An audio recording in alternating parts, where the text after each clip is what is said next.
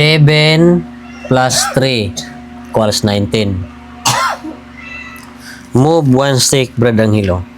2 stick. Agal ka. 2 stick lang ang pwede mong galawin. Sa'yo na yung 200 Kala ko pesos. one move lang eh.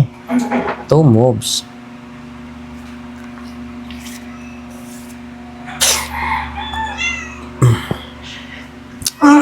Dalawang stick lang ang pwede mong galawin dyan.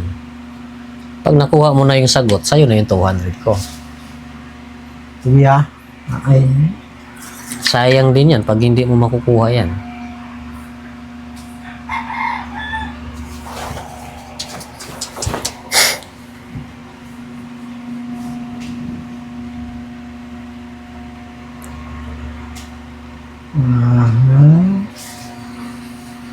Pag-isipan.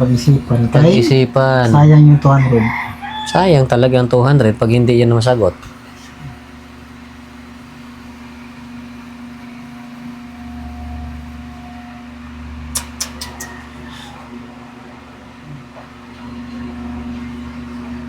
Kung gawin for 7 lang.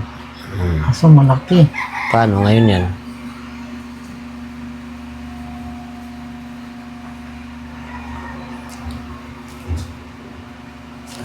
Gamit ka ng ganyan? Ganon. Parang parang hirap naman na gawin yun. Pero nakukuha pa rin lang sagot eh. Matatalino talaga. Sila yon. Tayo. Ano man tayo? Bilang ng daliri. Sama pa ah.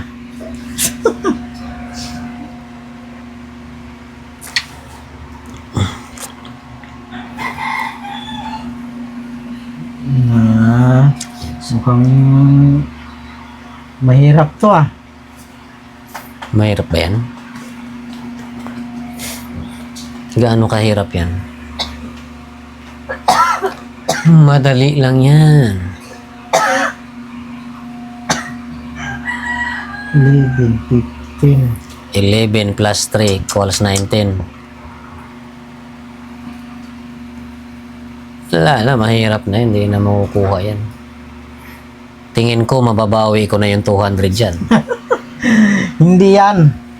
Kasi mahirap yan eh. Ay, nga.